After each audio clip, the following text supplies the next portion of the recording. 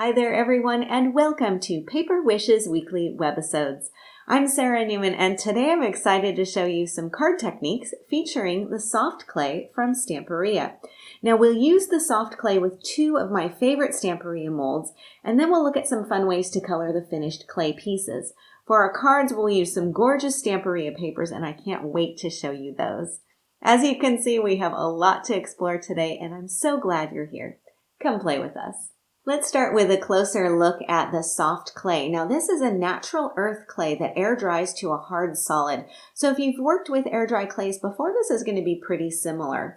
Now you can use it in combination with molds like I'll show you, or you can create some freeform shapes, and we'll talk about that in a little bit too. You can leave it white or you can color it with various mediums. So first let's take a look at how to use it in combination with one of the molds. So what I'm going to do is just pull out a little bit of the clay from my package here.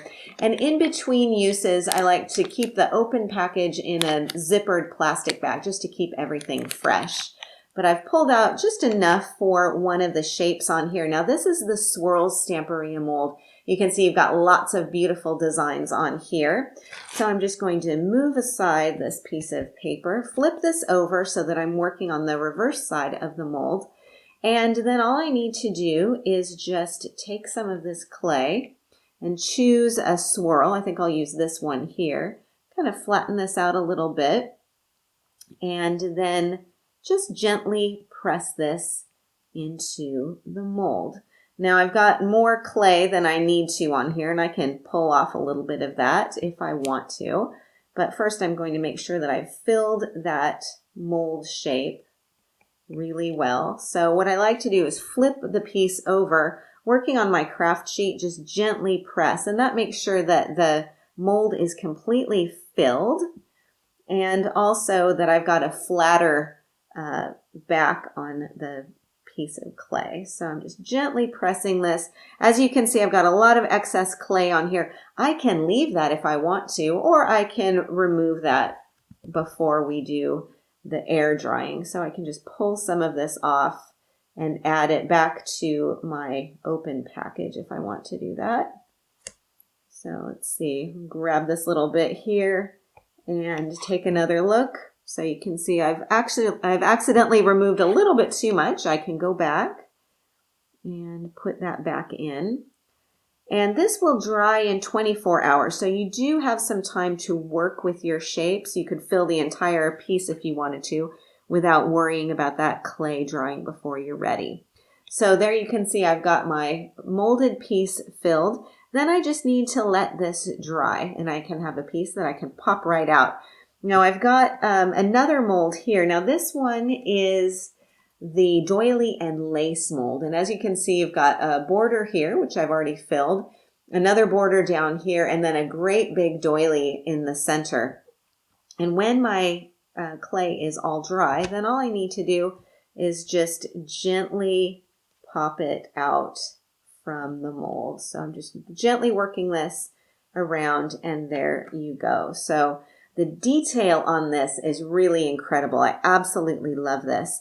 Now, as you can see, I've got some excess going around here. I can use a craft knife to trim that, or I can use scissors. You can also kind of chip away a little bit with your fingernail if that makes it easier too. So what I would do is just clean up those edges, and then I have a piece that I can color if I want to. Now, if you're wondering what that great big doily looks like, I did one because I couldn't resist. And I think the detail on this is just incredible. Now, this doily is about 5 inches in diameter. So it's a nice big size. Of course, you can trim it down if you want to. It doesn't have a defined outer edge, so I like having the clay extend a bit beyond the edges so you get a really beautiful vintage lacy look. Now for that swirl that I did with the swirls border, once that's dry, it's going to look like this. And you can see I've got some edging going around the outside. Again, if I wanted to trim in here, I could definitely do that, but I really like having the excess clay on there. I think it actually looks very vintage and very beautiful. So you've got the Swirl Stamperia mold that has 7 embellishments, and then also the the doilies, and that has 3 embellishments. So you have lots and lots of different designs to choose from, and I just love the detail that you can achieve. So now that we've seen how easy it is to use in combination with the molds, let's take a look at how we can personalize our clay pieces. One of my favorite ways to color the clay pieces is with opal polish from Creative Expressions. And you've probably seen the opal polish in some previous webisodes, and you know how easy it is to apply right onto paper or cardstock. But it also looks gorgeous on clay, and the sponge makes it really easy to apply too. So I thought I'd demonstrate this with this big, beautiful doily clay piece that I have. So all I need to do is just open up my jar of opal polish, and this is the Summer Sky. Got the sponge included in here, so I'm just going to dip the sponge right into that medium, scrape off the excess, and then simply apply right onto my clay piece. And I'm just using a gentle swirling motion here. You can use as much or as little of that opal polish as you want. You can go back and add more colors if you want to. The possibilities are really endless, but I absolutely love how the sponge makes it so easy just to skim along the top areas of the design, so that you can really create a beautiful dimensional effect. You still have the white of that clay showing from the bottom, but the detail and the design and that color and the shine just come out. It is so beautiful and such an easy way to personalize your clay pieces. So again, use as much or as little as you want. You could actually come back with a couple of more colors on there too if you wanted to as well. So this is with the doily, and I think that looks absolutely stunning. Let me show you a card project that I have too. Now this one is also using the Summer Sky opal polish, and I've done it on the molded pieces here. I've got that border that we looked at earlier, the one that I popped right out of my mold. And then I've also got one of the swirls from the swirls mold as well. So the background paper that I'm using on the rest of the card is from the Grand Hotel paper pack from Stamperia. And this is actually all one piece of paper. So I didn't have to do any patching or anything. They come with those beautiful borders on them. So it's a quick and easy way to just cover your card with that pattern paper. And then you can add your elements on top. So all I've added here are some dazzle borders. I've got a little loopy heart swirl border down here and one accenting this tag. Now the tag is also from the Grand Hotel paper pack. It's an easy cutout, and I love how the design on here matches with the designs in the molds as well. So you get a really coordinated effect. Now I've lifted up the tag on some foam tape, and that's really to accommodate for the depth of that molded border on here. So it makes it a little bit more balanced. So quick and pretty easy to do as well. And that opal polish just works beautifully on the soft clay pieces. So now that we've seen that technique, let's take a look and see what we can do with stamping ink. Stamping ink pads work beautifully with the soft clay pieces. And I've got a swirl here from the Swirls mold, and I thought I'd color it with some of the Midas Metallic Pigment ink, just to give some vintage color to this piece. So all I need to do is just hold down the piece with one hand and then apply the ink directly onto the clay, right from the ink pad itself. So I'm just gently pressing this on here, and I think you can see how that color and that shine is showing up. I'm going to kind of turn this around a little bit, make sure that I don't get it all over my hands, and just come back and press some more of this on here. And as with the opal polish, you just use as much or as little as you want to. Now, because I've left some of the edge of the clay around here, I'm getting a really pretty antiqued effect, and I just love this. Now, because this is a pigment ink, and you know that pigment ink does take longer to dry, especially on non-porous surfaces like clay, you're going to need to use a fixative to make sure that the ink doesn't rub off. So you can use an artist fixative, but my favorite trick is just to use some inexpensive hairspray. And this is an aerosol hairspray. Just to give a couple of mists of that hairspray, let that dry, and then you are ready to add your piece onto your card or your surface.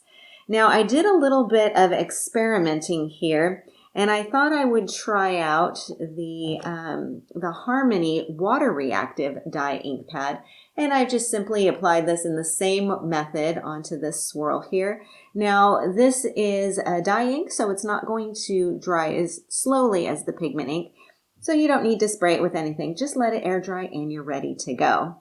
Now, I also wanted to try out this same Lagoon ink pad with some water as well. So I did an experiment on this swirl. I inked it with Lagoon, and then I misted it with water so that the ink would sort of run into the crevices of the piece.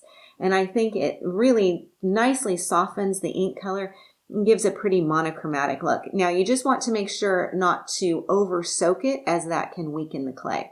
And then you just need to let it dry. So quick and easy, you can easily add ink onto those clay pieces. And here's a card project that I've done with one of those inked pieces. Now with this card, I've again used the metallic gold ink on a large swirl, which I've left with the edges of that clay showing. It makes a really nice vintage-inspired accent on the corner of this card focal. The papers are again from the Grand Hotel paper pack, and I've just cut out a border of that beautiful pattern paper to go across the center of the card, and then used one of the focal cutouts from the paper pack as well, and that's just right here in the center. Now, I also used that Midas gold ink pad to ink around the edges of the cutout as well as the edges of the card, and that just really coordinates everything. So now that we've seen how easy it is to use the soft clay with molds, let's see what we can do with some freeform shapes.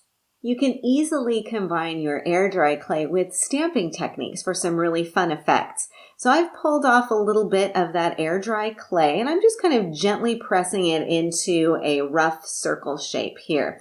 I want to get this pretty flat, so what I might do is just bring in a pencil and kind of gently roll this out a little bit. If you've ever worked with polymer clay and you have a clay rolling tool, that can also come in handy as well.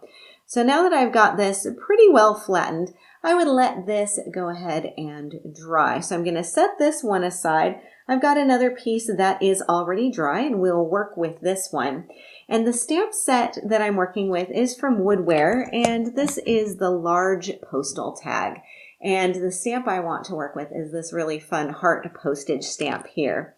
So I'm going to bring in my MISTI for this technique because I want to make sure that I'm able to stamp as many times as I need to.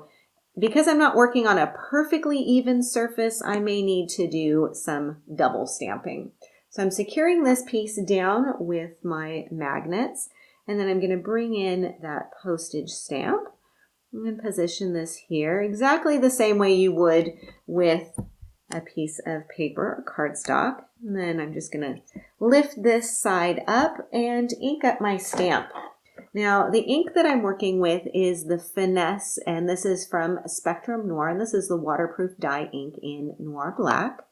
And I'll ink up my stamp as usual, and then simply stamp my design. Now, I'm not working with a perfectly level surface, so I may need to have a second go. Let's take a look. Yep, I need to add a little bit more over there in the corner. So again, just re-ink my stamp and come back and make sure that I press that a little bit more firmly down on that slightly lower edge there. And there we go. I've got a really nice stamped image. And crisp and beautiful. I do need to let this ink dry though, so I'm going to set this aside and let that air dry. But while that is drying, I wanted to show you something else with this piece of clay that I rolled out earlier, and this is still wet. You may be wondering if you can stamp on the clay. Can you also stamp in the clay? And yes, you can. So once again, using one of the Woodware stamps, I'm going to grab this really fun postage mark as well. I've got this mounted up onto my acrylic block, and I don't have any ink on this, but all I want to do is just simply press this into the clay, and you can see that I get a really cool impression. It's almost like sealing wax. Now, once I let this dry, I can come over it with some gilding polish or some of the opal polish and create a really fun effect there as well. So I thought I'd show you that technique too. Now, going back to our stamping on clay, I've got a piece here that I've used on my card. Now, with this, I've first colored the clay piece with opal polish, and I used the golden flamingo color. So you just apply that as you would to paper, let it dry, and then stamp right on top. And again, I use that waterproof dye ink in Noir Black. For the rest of the card, of course, I'm using that gorgeous Grand Hotel paper pack and some black dazzles just to add a little bit of contrast on here. Now the card focal is a cutout from the paper pack, and I edged this with the golden flamingo opal polish to coordinate with the clay piece. I've also edged with golden flamingo around the outside edge here. Now, if you wanted to, you could also, before the clay dries, you could poke a little hole at the top of this and thread through a jump ring to have a piece of jewelry. You could put a little magnet on the back of that as well, and then you could attach it to your card with some non-permanent adhesive, and you would have a gift on a card, and that might be another fun idea. So with this last card project, I think you can start to see just how many different ways there are that you can use the soft clay from Stamperia, and of course those gorgeous background papers as well. I think you're going to have a lot of fun with this collection. I am so very glad that you joined me today, and I can hardly wait to see what you come up with. Thank you so much for watching, and thank you for being a part of the Paper Wishes family. We're really just so glad that you're here with us. Do be sure to leave a comment because we love to hear what you think about today's video too. Each item can be purchased separately, and you can see them below. However, we've also bundled them into a creative money saver just for you. For that money saver, just see the webisode on paperwishes.com.